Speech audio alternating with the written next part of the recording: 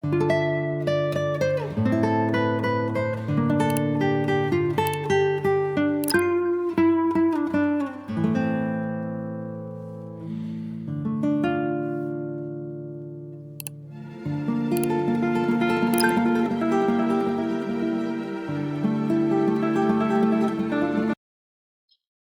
eu lendo Amália Domingos Soler, no seu livro Reencarnação e Vida, lá nós vamos encontrar vários contos. Amália, como todos sabem, ela é da época de Kardec. E ela, com a sua mediunidade, ela é muito solicitada. Por quê? Porque as pessoas questionavam algumas coisas que estavam acontecendo no dia a dia, buscando resposta através dos espíritos, e a Mária fazia consulta ao seu guia espiritual, que trazia para ela as respostas, elucidando ali as dúvidas e alguns casos estranhos aos olhos dos leigos no espiritismo. Essa historinha de hoje é uma história interessante. Ela tem o título Pela Paz, pela Justiça.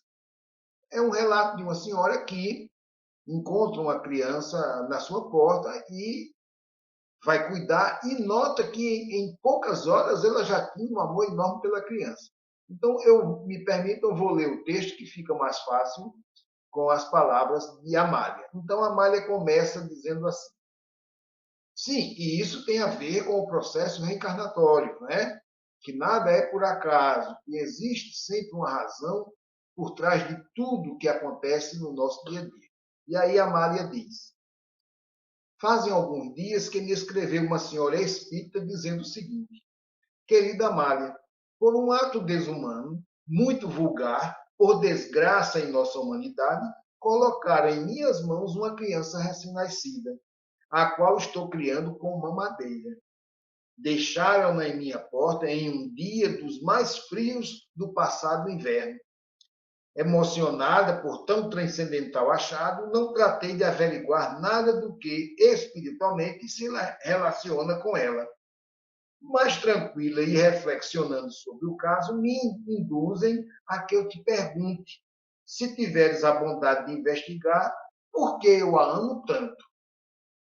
Quando me acreditava só e infecunda, vem este ser com o seu sorriso a iluminar meu lar e fechar com seus beijos as fundas feridas do meu coração, feridas produzidas pelos rudes golpes da vida.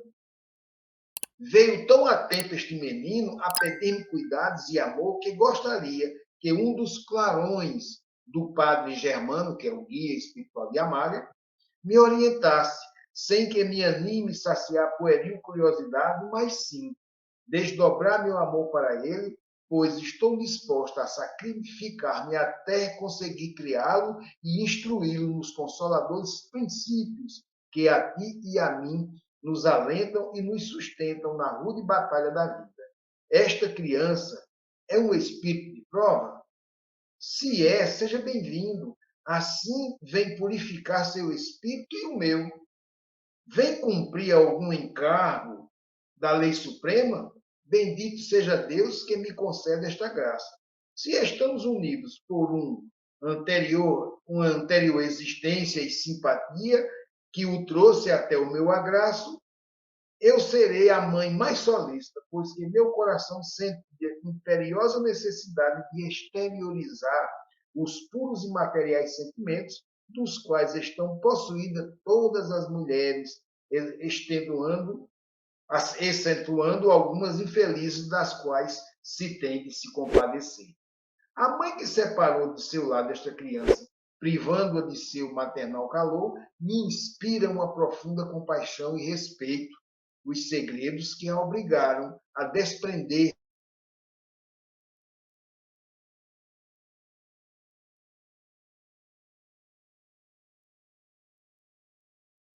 é que a mim me parece que esse menino é meu sim, e eu o quero muito. Como é natural, diz Amália, me interessou vivamente o conteúdo da carta. E quando tive a ocasião oportuna, perguntei a um espírito sobre este assunto, obtendo a seguinte comunicação. Então, Amália entrou em contato com a espiritualidade através desse espírito para se informar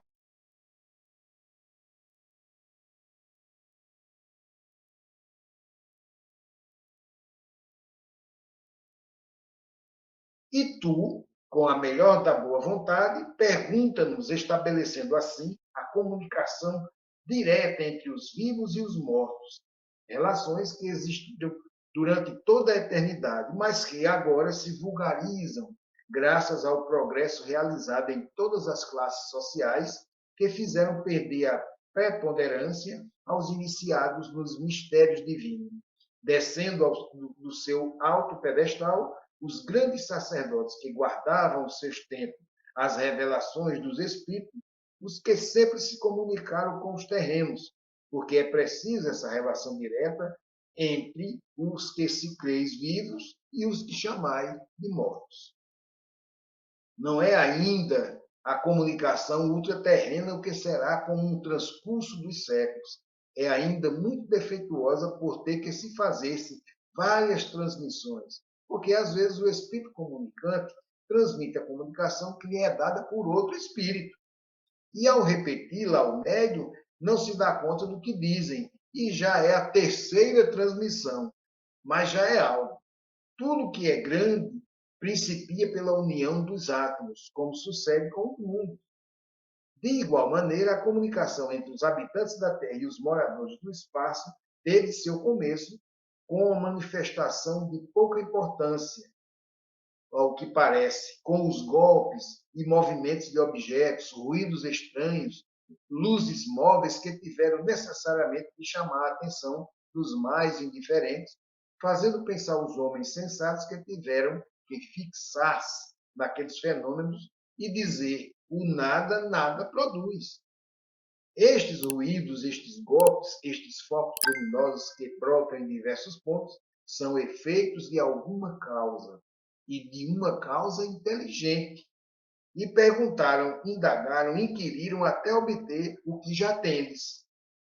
Conversações sustentadas com os espíritos, muito interessantes, muito instrutivas, algumas delas. Por mais que os meios de agora dispontos sejam muito imperfeitos, muito deficientes, mas já chegará a época na qual não se necessitará de mediadores entre vós e nós. Cada qual falará com seu parente, com os seus discípulos diretamente. Olha o que ele está anunciando aqui, que no futuro, né, nós não vamos precisar mais de um médium para fazê-lo, ou seja, nós mesmos vamos nos comunicar com ele. Aí a Mária pergunta, como? De que maneira? Falando, escrevendo? Aparecendo com o mesmo envoltório que usou na Terra? Os detalhes são de menos, diz a entidade. O fato positivo é de que nós devemos ocupar. Os detalhes são os de menos. O fato positivo é de que, enquanto não chega essa época,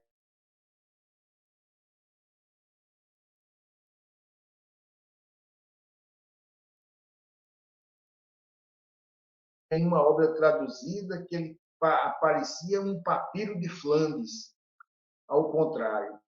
Isto pode se aplicar à maior parte das comunicações que recebeis de além-túmulo, porque tudo necessita seu trabalho, seu tempo para ser apreciado em seu justo valor. Continua, portanto, perguntando aos espíritos o porquê de muitos acontecimentos que surpreendem e despertam o vosso mais vivo interesse e prestar consolo a muitos que choram na obscuridade. Então, aí ele continua. Uma mulher que sonhava ser mãe te pergunta se o menino que deixar em sua porta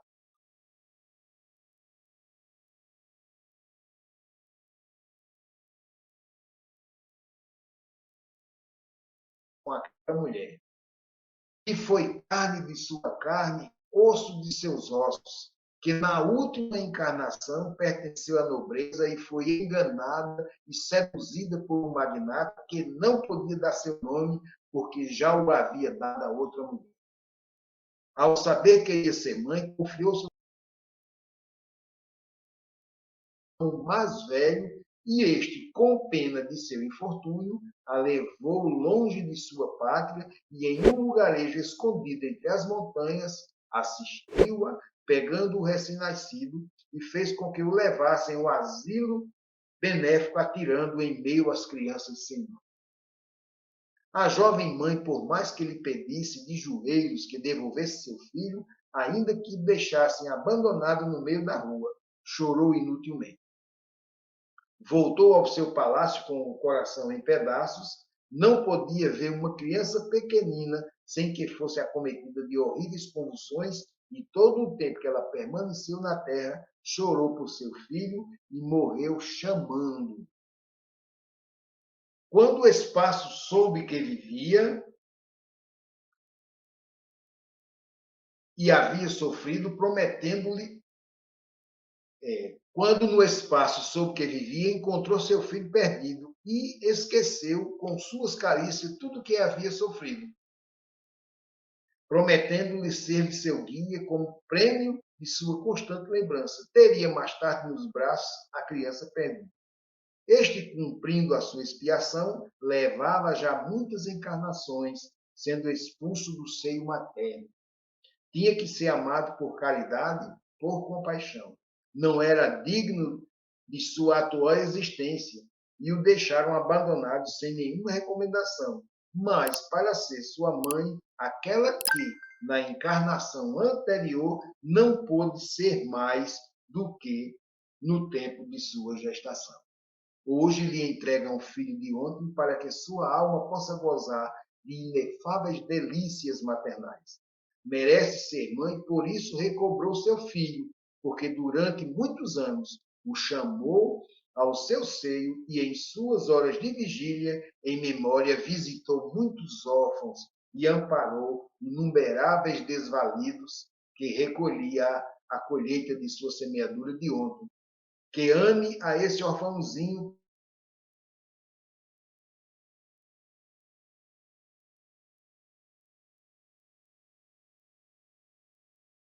meritória, que melhor pode engrandecer o Espírito. A Deus. Então, o Espírito terminou a comunicação, mostrando aí que nada foi por acaso. Esta senhora havia sido sim mãe dessa criança em um momento lá atrás, e por impedimentos da sociedade, porque o pai, como vimos aqui, era um homem casado de muitas posses, o irmão dela, por misericórdia, a afastou do seu familiar para que ninguém percebesse a sua gravidez, e ela teve a criança isoladamente e depois voltou. Porque naquela época, né, digamos, as pessoas eram postas para fora de casa quando perdiam a virgindade e não casavam. Então, essa história me chamou a atenção, porque é um fato que já tem acontecido em muitos momentos aqui dessa nossa existência, né? E nós temos conhecimento de casos, né? Casos e mais casos que aconteceram assim.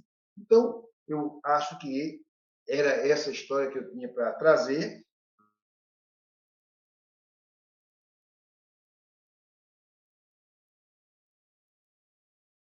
As boas que sabem amar.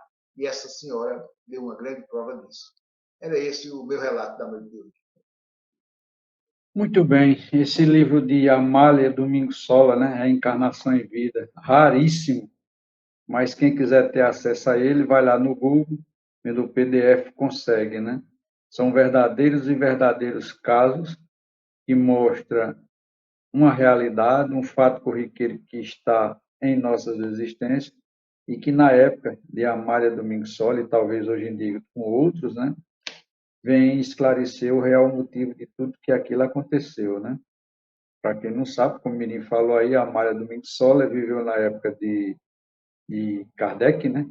E foi, com as suas crônicas, uma das maiores impulsionadoras à evolução do espiritismo, não só no Brasil, mas para o mundo todo. É repleto de casos assim, de situações assim. Então,